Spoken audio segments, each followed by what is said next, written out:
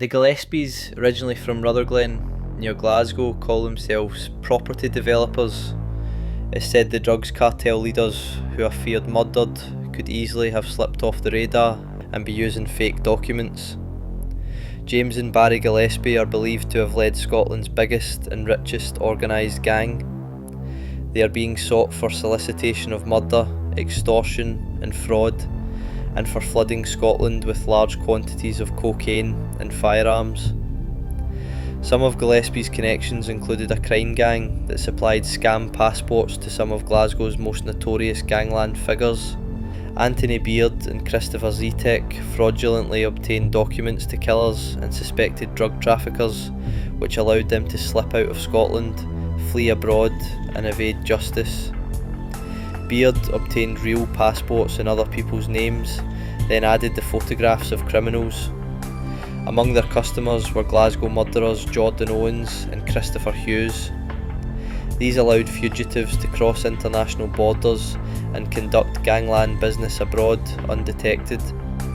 One of the brothers' gang members, Chris Hughes, was convicted of murdering Dutch crime writer Martin Koch outside an Amsterdam sex club. The Gillespies had powerful organised crime contacts in both South America and Europe. It's suspected that the murder of Martin Koch was carried out as a favour to someone they were doing business with, Ridwin Taggy, a powerful Dutch kingpin. Hughes was with criminal-turned-writer just before he was shot dead outside a brothel in the Dutch town of Laren in 2016 in what was described as a planned and ruthless murder. Hughes was also convicted of importing controlled drugs, possessing firearms and ammunition. Hughes had denied murdering him, but was convicted following a trial at the High Court in Glasgow. After a visit to the club with Koch, Hughes held back so that he was not caught in crossfire at the fatal shooting, and he had stopped to pet a cat as he was entering his silver Volkswagen Polo outside the club when a shooter emerged from the bushes and fired at the windscreen, killing him. The Gillespies ran an encrypted phone company which traded in untraceable mobile devices. Koch had previously written about the phones on his website and is thought to have arranged the meeting with Hughes to discuss an advertising deal. Jordan Owens, another connection to the Gillespie brothers, was also part of the organised crime group, carrying out orders on their behalf. Owens is suspected of stabbing and shooting former Cambuslang Rangers manager Paul McCall in February 2018. McCall is claimed to have been a former associate of the Gillespies. Before this, Jordan Owens shot and killed Jamie Lee, who was from the area of Ballintay on the east side of Castlemilk. He was badly injured and died the following day in Glasgow Southern General Hospital. There was an ongoing feud between two family groups in Castlemilk, which culminated in a heavy armed confrontation near a children's play park on the 8th July 2017. A group of 6 or 7 of the Lee family had made their way towards the play park. Some of them were carrying machetes and other weapons. On Jordan Owens' side were a group of 15 or so, many of whom were armed with machetes and swords. There was a confrontation over a fence, and in the course of this, Jordan Owen fired shots. He had a gun and a bulletproof vest. He came heavily prepared. Castlemilk is a notorious scheme in the south side of Glasgow. It's known for its historical gang culture and high poverty. He was smuggled out of the country a few days after the murder in a hidden compartment of a lorry. Thereafter he associated with a person in Antwerp who was providing technical services for the Gillespies, who have international connections. He was arrested on a European arrest warrant on the 18th of December 2019 in Lisbon before being extradited out consent. He denied murder but was found guilty following an 8-day trial at the High Court in Glasgow. Owens was further convicted of attempting to murder Joseph Lee, Jamie's dad, by shooting him on the arm the same night. Lord Beckett jailed Jordan for a minimum of 23 years. This is for both murder of Jamie Lee and the attempted murder of Joseph Lee. Then there is James White, nicknamed the Don, who made millions while running the gang set up by the blueprint of the brothers James and Barry Gillespie. The 46-year-old of Gartcosh, Lanarkshire, was a senior member of the group known for its dealings in drugs, guns, serious violence and dirty money. White trafficked coke and guns across 3 continents and was caged for 9 years and 10 months for running a global drugs empire. A week later, his second-in-command, Fleming, was also sentenced to 9 years behind bars. He had earlier been extradited from Spain.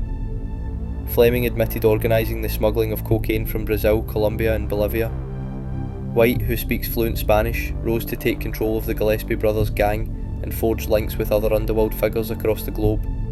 He was linked to a £10 million cocaine seizure after an HGV was stopped by Border Force officials in Dover in November 2017.